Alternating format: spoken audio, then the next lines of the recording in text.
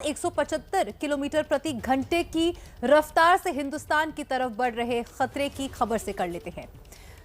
अरब सागर में दबाव का क्षेत्र बनाने से पैदा हुई चक्रवाती तूफान ताउते आज शाम 5 बजे मुंबई के तट से तो टकराएगा ही। इसमें नई जानकारी ये सामने आ रही है कि 18 मई को गुजरात से होता हुआ ये आगे बढ़ेगा और तूफान आने से पहले उसके जो साइड इफेक्ट्स है वो क्या होंगे, ये तस्वीरें उसके सबूत देती हैं। और इस खबर पर लेटेस्ट अपडेट के साथ हमारे साथ जुड़ रहे हैं हमारे संवाददाता मुंबई से मृत्युंजय सिंह, साथ ही पणजी से संवाददाता रौनक कुकरे जुड़ेंगे। बेंगलुरु से संवाददाता पिंकी राजपुरोहित जुड़ गई हैं इस वक्त। सबसे पहले पिंकी का रुख कर लेते हैं जो इस वक्त बेंगलुरु में है। पिंकी, वहां इस वक्त कैसा असर दिख रहा है, क्योंकि जब भी इस तरह के तूफान का कहर बरसता है तो बेंगलुरु वो क्षेत्र सबसे पहले आता है जहां तूफान का असर होता है। इस वक्त क्या अपडेट है वहां से? शिखा, आपको बता दूं कि बेंगलुरु नहीं बल्कि जो कोस्टल एरियाज है कर्नाटका के, यहाँ पे हालांकि क्लाउडी जरूर है, लेकिन जो मेन इम्पैक्ट है इस पूरे साइक्लोन का वो कर्नाटका कोस्ट, महाराष्ट्र कोस्ट और साथ ही गोवा कोस्ट पर इस वक्त दिखाई दे रहा है। लगातार जो साइक्लोन है वो नॉर्थवर्ड मूव कर रहा है। अगर लेटेस्ट अपडेट आपको बताएं तो गोवा से करीब 290 किलोमीटर, तो वहीं मुंबई से करीब 600 किलोमीटर की दूरी पर इस वक्त अरेबियन सी पर मौजूद है और लगातार ये ऊपर की ओर बढ़ रहा है। वेरावल से फिलहाल 820 किलोमीटर की दूरी पर इस वक्त मौजूद है और ये बताया जा रहा है कि इस वक्त जो तेज हवाएं हैं वो करीब 160 किलोमीटर प्रति घंटे की हवाएं चल रही है और कुछ ही घंटों में जो सीवियर साइक्लोनिक स्टॉर्म है वो वेरी सीवियर साइक्लोनिक स्टॉर्म में तब्दील हो जाएगा। 1998 में हमने जो गुजरात में तूफान देखा था जून के महीने में, ये कुछ ऐसा ही होगा अगर समंदर में जो है अगर ये साइक्लोन वीक नहीं होता है तो साफ तौर पर जो हवा की गति होगी वो 175 किलोमीटर प्रति घंटे की होगी और गुजरात के पोरबंदर और नालिया के बीच ये 18 तारीख के दोपहर को दस्तक दे सकता है। जी पिंकी, इस पे मैं आपसे एक सवाल और पूछना चाहती हूँ कि इस वक्त वहां पर बचाव के क्या काम चल रहे हैं? इस चक्रवाती तूफान से बचने के लिए, ताउते से बचने के लिए वहां पर बचाव के क्या काम चल रहे हैं?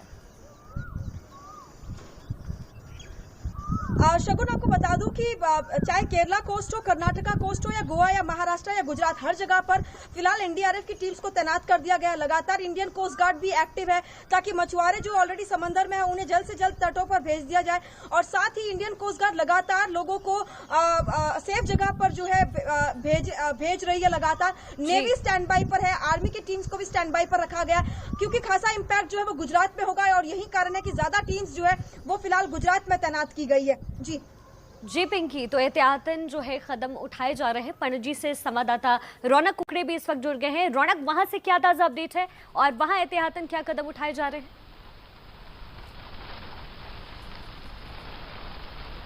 जी देखिए, गोवा में भी जो जानकारी हमें मौसम विभाग की ओर से दी गई है उसके मुताबिक गोवा से 100 नॉटिकल माइल दूरी पर यह तूफान जो है, चक्रवाती तूफान, वो पहुंच गया है। गोवा में कल रात से ही इसका असर जो है वो देखने को मिल रहा है। आपको तस्वीरें दिखाना चाहेंगे पल्लवी, ये जो यहाँ पर तेज हवाओं के साथ बारिश जो है वो कल रात से यहाँ पर हो रही है और जो जानकारी गोवा सरकार की तरफ से दी जा रही है उसके मुताबिक जो है वो और हवाओं का जो जोर है वो आने वाले कुछ वक्त में और बढ़ सकता है। लिहाजा लोगों से ये विनती की जा रही है कि अगर बहुत जरूरी काम ना हो तो घर से बाहर ना निकले, क्योंकि गोवा से करीबन 100 नॉटिकल माइल पर यह फिलहाल तूफान जो रेडार की इमेज सामने आ रही है उससे पता लग रहा है कि 100 नॉटिकल माइल पर यह तूफान है। लिहाजा काफी तेज हवाएं जो है वो गोवा और आसपास के इलाकों में चल सकती है। आपको जानकारी दे दूं कि एनडीआरएफ की 2 टीमें जो है वो गोवा में तैनात की गई है। वास्को इलाके में ये टीम जो है फिलहाल स्टैंड बाय रखी गई है और अगर किसी भी तरह की परिस्थिति पैदा होती है तो उससे निपटने के लिए सभी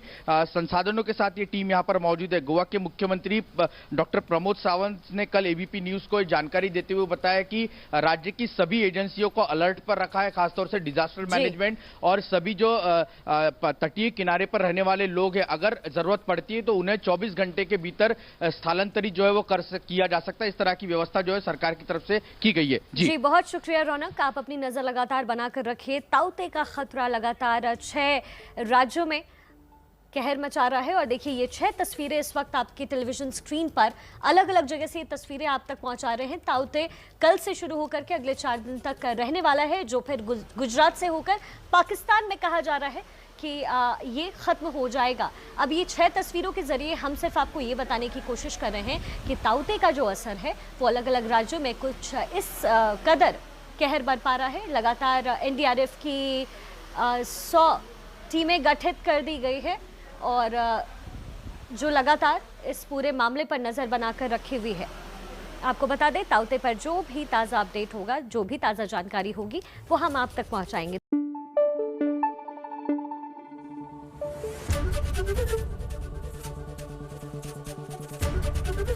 एबीपी न्यूज आपको रखे आगे।